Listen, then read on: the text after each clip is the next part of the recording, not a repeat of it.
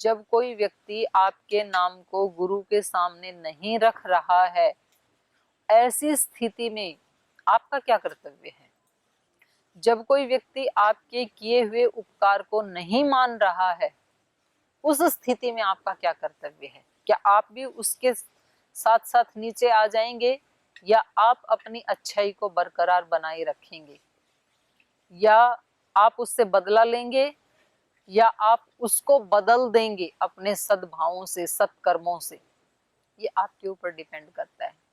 तो हमें हमेशा ये सोचना चाहिए कि इस सिचुएशन में, जैसे अभी कोरोना की महामारी पूरे देश में हाहाकार मचा रखा है, अब हमें सोचना है कि इस सिचुएशन में मेरा क्या कर्तव्य है। वो तो है ही, उसको नहीं हटाया जा सकता। अब कोई व्यक्ति ऐसे ही, चीन वालों ने ये क्या किया, इन मनुष्यों ने क्या किया, सब पेड़ काट डाले, इनकी दिनचर्या, इनका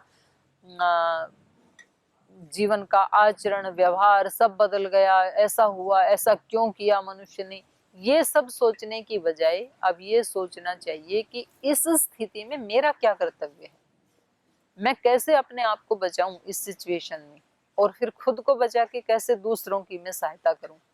ये हमें सोचना चाहिए, तो फिर हमारा जीवन यज्ञमय बन जाता है।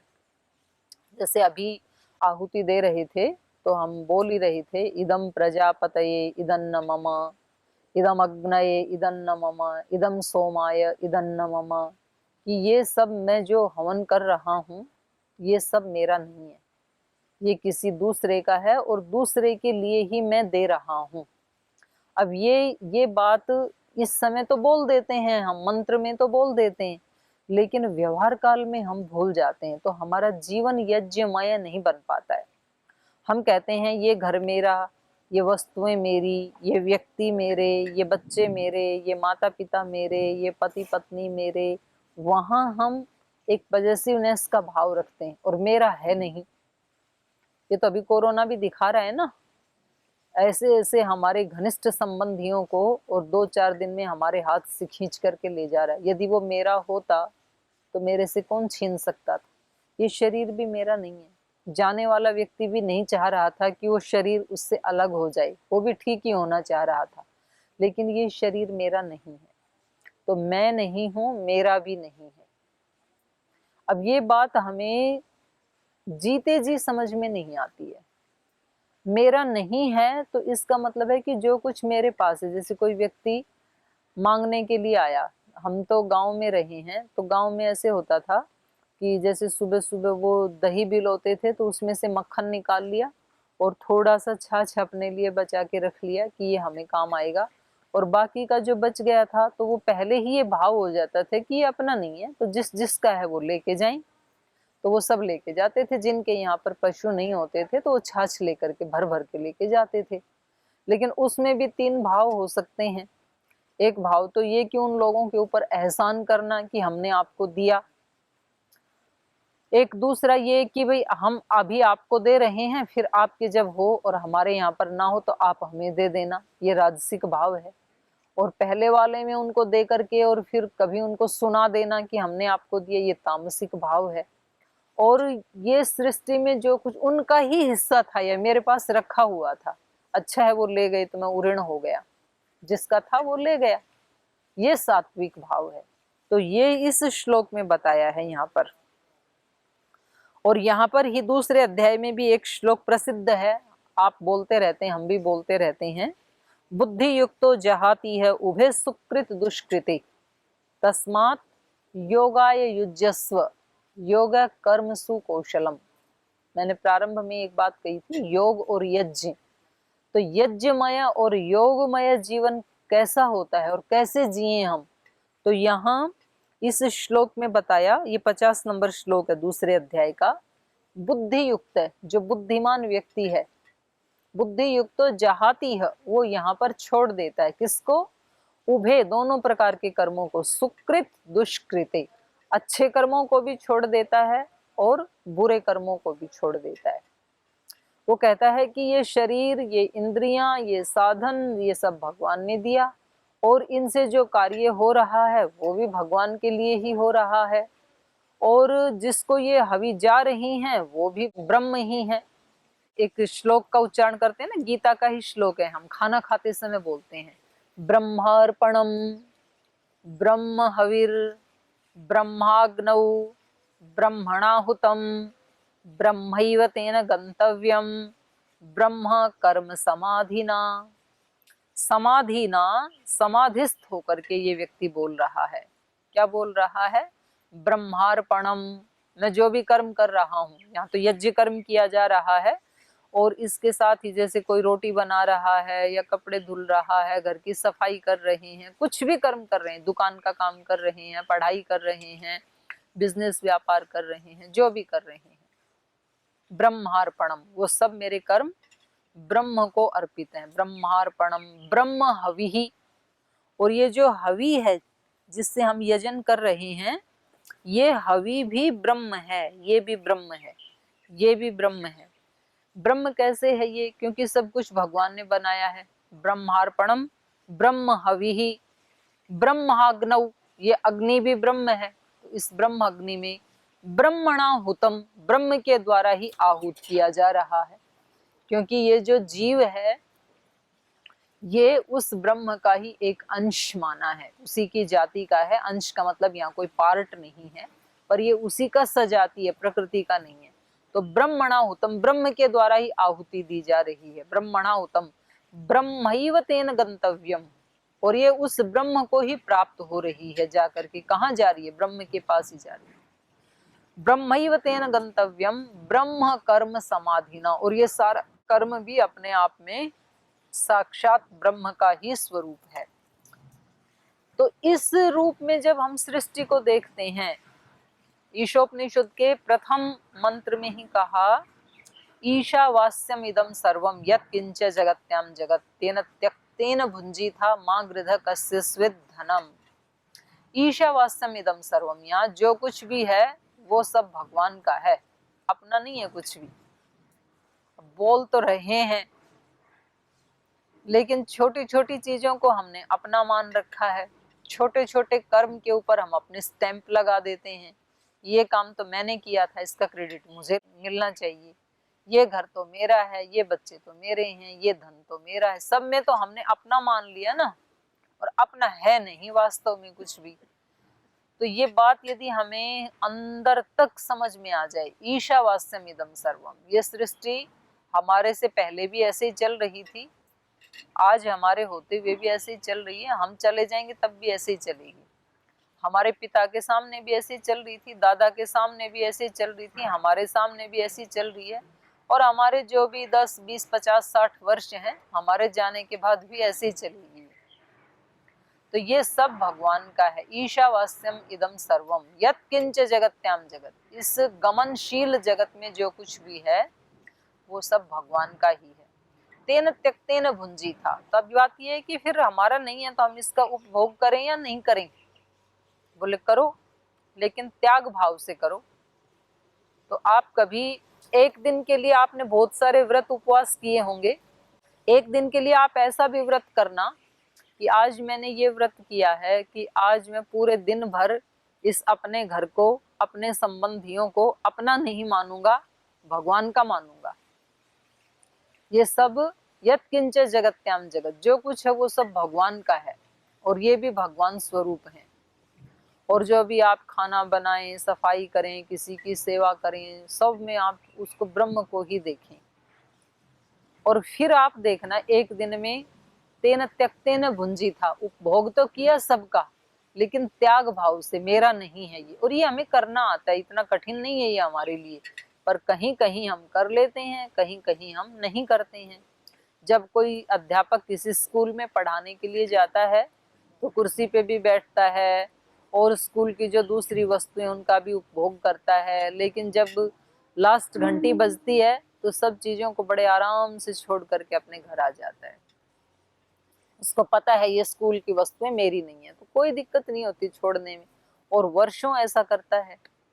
तो आता है ना हमें त्याग भाव से भोग करना। लेकिन वही अध्यापक जब अपने घर में आता है और वहां कोई बच्चा किसी सोफा को या चेयर को तोड़ दे तो बहुत नाराज होता है। स्कूल में यदि कोई तोड़ दे तो वो इतना ही बताता है, भाई थोड़ा संभाल करके आपको प्रयोग करना चाहिए, मतलब अंदर से वो विचलित नहीं होता है। उसको पता है स्कूल का है, टूट गया ठीक है, बता दिया बच्चों को। पर घर में आकर के जब होता है तो वो अंदर से विचलित होता है, क्योंकि वो अंदर से उसके ऊपर अपना अधिकार किए हुए है। तो यहाँ पर हम गीता की दृष्टि से पढ़ रहे थे, एष वह अस्तु इष्ट काम दुख। हमारी सब कामनाएं, देखो सत कामनाएं तो हमेशा पूरी होती हैं व्यक्ति की, और असत कामनाएं कभी किसी की पूरी नहीं होती हैं। तो इसलिए हमारे यहाँ तो कहा है, यहाँ पर ही कहा है गीता में ही कि कामनाओं को छोड़ दो। यहाँ पर समाधिस्थ व्यक्ति के बारे में पूछा दूसरे अध्याय में ही कि समाधिस्थ व्यक्ति कैसा होता है। तो यहाँ पर इसका उत्तर दिया इन्होंने, प्रजहाति यदा कामान सर्वान पार्थ मनोगतान आत्मन्येवात्मना तुष्टः स्थित प्रज्ञस्य तदोच्यते। प्रजहाति यदा कामान, जब कामनाओं को छोड़ देता है, प्रजहाति यदा कामान सर्वान, सब कामनाओं को छोड़ देता है, तो बस आज ही मुक्त है। फिर ये कामनाएं ही हैं जो हमें बांध के रखती हैं।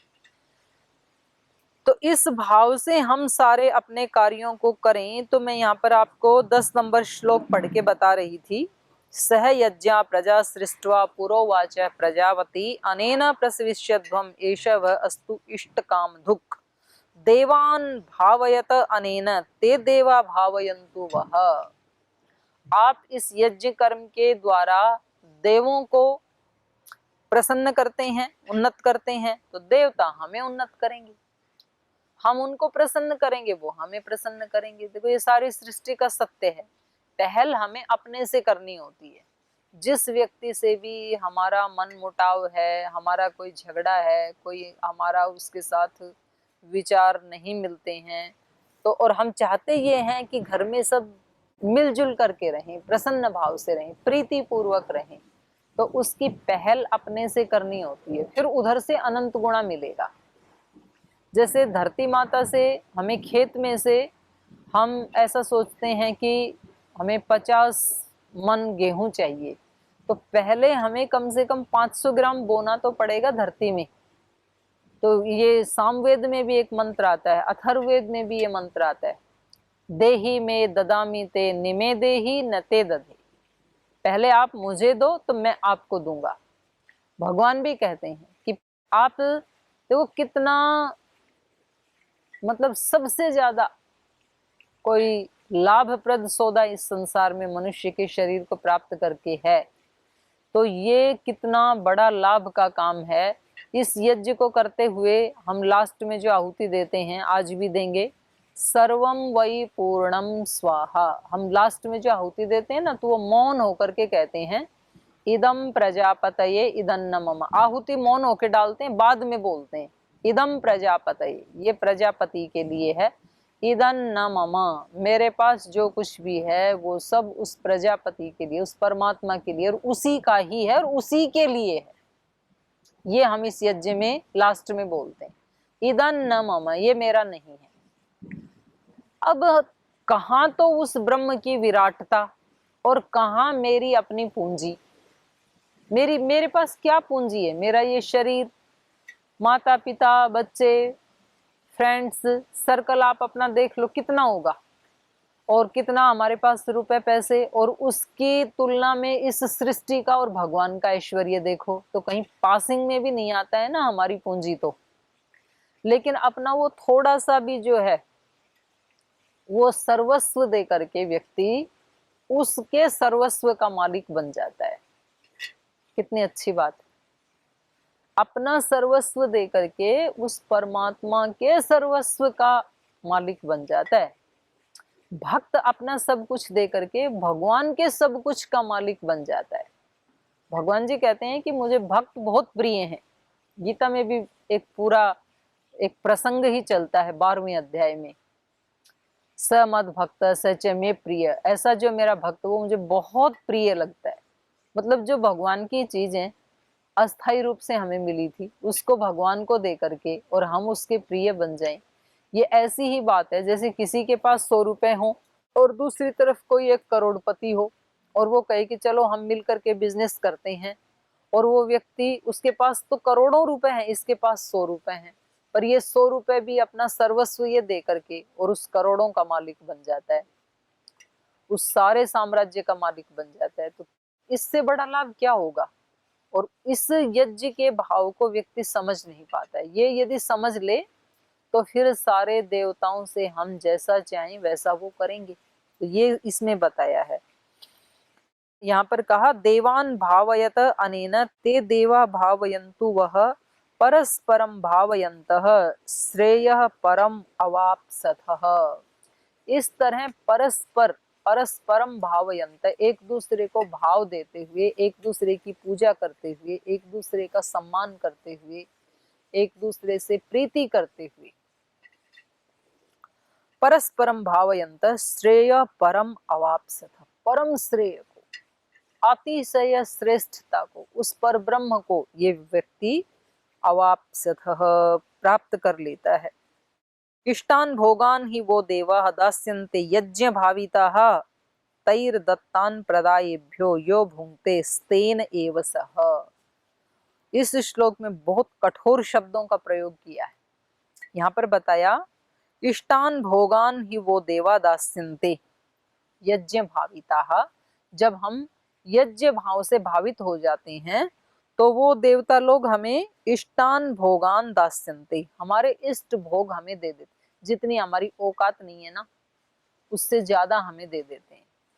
हम अपने जीवन में देख सकते हैं, जैसे आप अपने घर की सेवा करते हैं, सारी जिंदगी बीत गई आपको 8, 10, 12 घंटे 14 घंटे काम करते करते, उसको कोई गिनता ही नहीं है। ठीक है, अपने घर का काम सभी कर रहे हैं, अपने बच्चों का कर रहे हो, अपने घर का कर रहे हो, किसी के ऊपर क्या एहसान है? कोई नहीं उसका एहसान मानता है।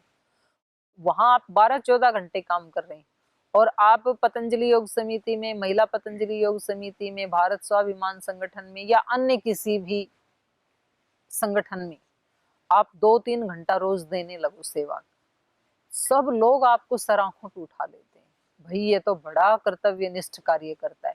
वहां 12 घंटे में किसी ने कुछ नहीं कहा, यहाँ 2 घंटे में ही आपकी वाह वाह हो गई। तो यहाँ पर कहा इष्टान भोगान ही वो देवा दास्यन्ते यज्ञ भाविताः, ये जो देवों को दिया हुआ है वो हमारे को इष्ट भोग दे देते हैं, जो हम चाहते हैं उससे कहीं ज्यादा ही मिल जाता है। कहाँ 2 घंटे की सेवा, उस 2 घंटे की सेवा के बदले जो सुयश मिला है वो तो बहुत बड़ा है हमें। और हम यहाँ देखते हैं, जैसे हम, अब हमारी क्या औकात, हम सामान्य भाई बहन यहाँ पर आकर के, और जैसे ही श्रद्धेय स्वामी जी महाराज के शरणाश्रय में आकर के, चरणाश्रय में आकर के हमने कहा कि हमारा जीवन राष्ट्र की सेवा में, गुरु की सेवा में समर्पित है, तो अब पतंजलि योगपीठ में जो कुछ भी है उस सब का हम सदुपयोग कर सकते हैं। तो देखो छोटा सा देखे कितना बड़ा मिलता है। तो ऐसे यज्ञ में होता है, 1 चम्मच घी डालते हैं या 1 चम्मच सामग्री डालते हैं तो हमें बदले में अनंत गुणा मिलता है। जैसे धरती में हम 1 दाना बीज डालते हैं तो बदले में हमें उस धरती माता से अनंत गुणा होकर के मिलता है। ये यज्ञ की भावना है। तो इस तरह से हम इस सृष्टि से और जो दैवी शक्तियां हैं उनको भावयत, परस्परम भावयंत है, परस्पर उनसे प्रीति करते हुए, उनके प्रति पूजा का भाव रखते हुए बहुत बड़ा लाभ हमारे जीवन में हो सकता है। और ऐसे ही भगवान का, तो हम इसको पहले अपने जो लौकिक जीवन है उसमें हम इसको करके देखें। आप अपने माता पिता को, अपने भाई हैं तो अपनी पत्नी को, और बहनें हैं तो अपने पति को, अपने सास ससुर को, जो भी अपने घर में सदस्य हैं, आप उनका प्रियाचरण एक बार करके देखें जिससे उनको खुशी मिलती है। आप उनका सम्मान करके देखें, फिर देखो वो आपको कितना देते हैं, उनके मन में कितना आपके प्रति सम्मान और आशीर्वाद उमड़ के आता है। आप कहेंगे जी कभी कभी तो ऐसे होता है कि हम तो करते हैं और वो समझते ही नहीं है, वो हमारी वीकनेस समझते हैं उसको, तो समझें, लेकिन हमें कितना अच्छा लगता है। और ये ज्यादा देर तक चल नहीं सकता है कि आप उनके साथ बहुत अच्छा व्यवहार करें और वो बदले में आपको ना समझें। ये थोड़े दिन तो हो सकता है कुछ दिन के लिए उनको ये लगे कि आप नाटक कर रहे हैं, कुछ दिखावा कर रहे हैं, लेकिन यदि आप बराबर पुरुषार्थ करके और प्रयास पूर्वक अपनी उस सदाचरण को बराबर बनाए रखें निरंतर, तो एक दिन उनको समझ में आ जाता है और फिर हमें कोई आगे किसी स्वर्ग की अभीप्सा भी नहीं होती है।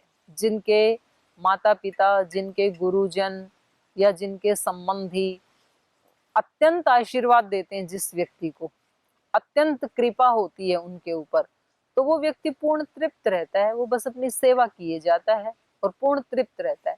और नहीं तो व्यक्ति घर में तृप्त था नहीं, घर में यज्ञमय जीवन जिया नहीं, तो फिर वो कहता है चलो किसी संगठन को ज्वाइन करते हैं, तो किसी संगठन की सेवा करेंगे, फिर किसी संगठन को ज्वाइन करता है।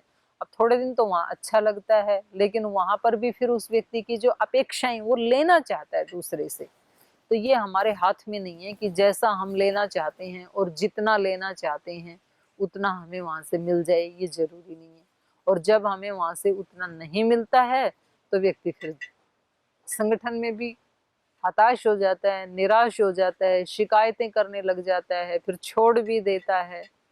तो हमें कहीं ना कहीं मूल यज्ञ को पकड़ना है। यज्ञ से सुख मिलता है। अयम यज्ञो भुवनस्य नाभि, पूरे इस भुवन की, और एक भुवन का छोटा मॉडल ये हमारा शरीर और हमारा अस्तित्व, व्यक्तित्व, हमारी इंद्रियां, मन, प्राण, आत्मा, ये भी है। तो इस सब का जो मूल है वो यज्ञ है। तो यज्ञ का जो मैंने अर्थ बताया था, यज्ञ का मतलब है ऐसा सोचना विचार से, ऐसा बोलना वाणी से, ऐसा करना हाथों से, ऐसा भाव रखना हृदय से, जिससे मेरे को सुख मिलता है, मुझे अच्छा लगता है, और वैसा ही फिर दूसरों के प्रति भाव रखना, निश्चित रूप से उनको भी अच्छा लगेगा। अब हम कभी कभी ऐसे शब्द किसी दूसरे के सामने बोलते हैं और फिर हम कहते हैं कि उनको बताना मत, वो ना ऐसे ऐसे करते हैं पर उनको बताना मत, वो अच्छे नहीं है। जब हमने कहा उनको बताना मत, तो इसका मतलब वो शब्द बताने योग्य नहीं है। अगर कोई किसी की प्रशंसा करे, किसी की बड़ाई करे, तो वो व्यक्ति कभी ये नहीं कहेगा कि उसको बताना मत, क्योंकि प्रशंसा तो हम कहेंगे कि उसको जरूर बताना, हम उसको कितना अच्छा मानते हैं। पर जब हम किसी की निंदा करते हैं, चुगली करते हैं, दोष ढूंढते हैं, तो ही हमें ये बात कहनी पड़ती है कि उनको कहना मत। तो आप ये सोच लीजिए कि जो शब्द कहने योग्य नहीं है, निश्चित रूप से वो सोचने योग्य भी नहीं है और वो करने योग्य भी नहीं है। तो आप दूसरे व्यक्ति के ऊपर क्यों डिपेंड होते हैं कि वो ना बताए? आप अंदर से ही उसको हटा दो, आप ही मत सोचो। आप उसको सोचें भी नहीं, आप उसको बोलें भी नहीं, बस फिर आप निश्चिंत हैं, आपको किसी का डर नहीं है। तो खैर, यज्ञ की बात चल रही थी। इष्टान भोगान ही वो देवा दास्यन्ते यज्ञ भावितः तैर दत्तान प्रदायेभ्य यो भुंक्ते स्तेन एव स। उस भगवान के द्वारा दिया हुआ, उन देवों के द्वारा दिया हुआ, तैर दत्तान, उनके द्वारा दिया हुआ, प्रदायेभ्य, जो हमें दिया गया है, उसको यो भुंक्ते, जो स्वयं अपने लिए ही प्रयोग करता है, भोग करता है, स्तेन एव सह, वो तो चोर है। अब बाहर से कोई व्यक्ति हमें यूं कह दे तुम तो चोर हो, तो हमें कितना बुरा लगेगा। और यहाँ हमें गीताकार कह रहे हैं कि यदि आप भगवान के दिए हुए पदार्थों को बिना यज्ञ के अकेले अपने लिए ही प्रयुक्त करते हैं तो आप चोर हैं। तो ये इतना कठोर शब्द यहाँ पर गीताकार ने कहा है। और आगे कहा, यज्ञ शिष्टा असिन संतो मुच्यन्ते सर्व किल विषयी भुंजन्ते तु अघम पापा ये पचन्त्यात्म कारणात्। यज्ञ शिष्टा अशिन संत, जो यज्ञ शेष, यज्ञ शिष्ट अशिन, जो यज्ञ से शेष बचा, जैसे यहाँ यज्ञ कर रहे हैं तो यहाँ तो हम सारा डाल देंगे, यहाँ कुछ भी नहीं बचाएंगे, पर जो आहुति देते हैं स्विष्टकृत आदि, तो थोड़ा प्रसाद बचता है, फिर उसका प्रसाद बांट के खाया जाता है। तो वो सिंबॉलिक है। जो हमने इसमें डाला वो इस सारे ब्रह्मांड में, वायुमंडल में फैल गया, और वो जो हम खाएंगे वो हवा का हम श्वास के माध्यम से जो भोग करेंगे, वो जो एनर्जी एक बन रही है इस यज्ञ के आसपास, उसका जो हम उपभोग करेंगे उसको यज्ञाशिष्ट अशिनय कहा है। यहाँ पर यज्ञाशिष्ट अशिनय संतो मुच्यन्ते सर्व किल विषय, सब पापों से वो छूट जाता है। तो सब पाप का मतलब है ये जो बैक्टीरिया आदि हैं, कोरोना जैसे वायरस हैं, इन सब पापों से वो व्यक्ति छूट जाता है जो यज्ञ शेष को खाता है। और इसको व्यवहारिक जीवन में और आध्यात्मिक जीवन में इस तरह से देखेंगे कि जो सबकी खुशियों के लिए अपने जीवन को लगा देता है तो उसके जीवन में दुख हो ही नहीं सकता है फिर, क्योंकि उसका अपना कोई कामना रहती नहीं, उसकी एक ही कामना है कि मैं दूसरों को सुख दूं। और ये हम अपने परम पूज्य गुरुदेव के जीवन में देखते हैं। श्रद्धेय स्वामी जी महाराज का सुबह से लेकर सुबह 3:30-4 बजे उठ जाते हैं और रात को 10 बजे तक, और ये 365 दिन की दिनचर्या है। तो उनका एक ही एजेंडा रहता है पूरे दिन भर कि कैसे मैं दूसरे लोगों को खुशियां दे सकूं, कैसे उनको सुखी करूं।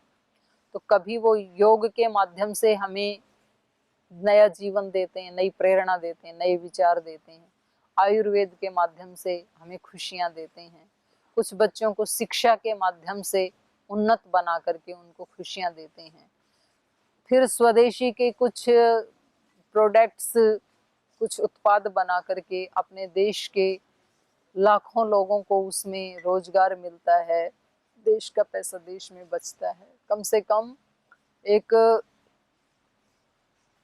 सन्यासी, दुबले पतले सन्यासी ने आज प्रत्यक्ष और अप्रत्यक्ष रूप से लगभग 5 लाख लोगों को रोजगार दिया हुआ है। जितने भी उत्पाद बनते हैं तो उसका रॉ मटेरियल तो किसानों के खेत से ही आता है, कहीं उनके घर में जो पशु हैं गाय आदि, उनसे गौमूत्र आदि के रूप में आता है। तो कितने लोगों को खुशियां दी हुई हैं।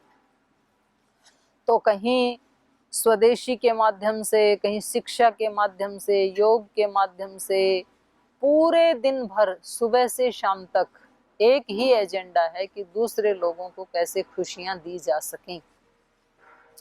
तो ये जो जीवन है इसको कहा यज्ञमय जीवन।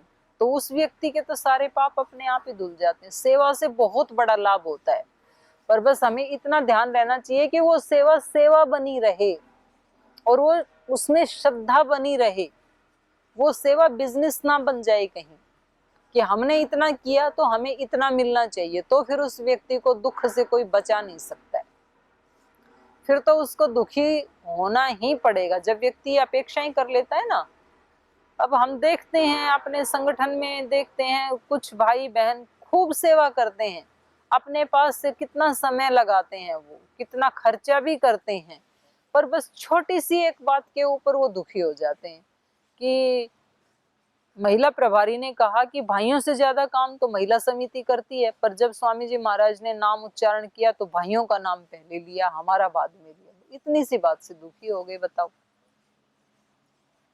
तो ये कामना जो है ना, ये फिर हमें अच्छा काम करके भी यदि श्रद्धा की कमी है और हमें कुछ चाहिए दूसरे से, तो वो सेवा फिर हमारी या तो सेवा नहीं रहती है और या तो उसको तामसिक सेवा कहेंगे। सेवा करके व्यक्ति दुखी हो ही नहीं सकता है।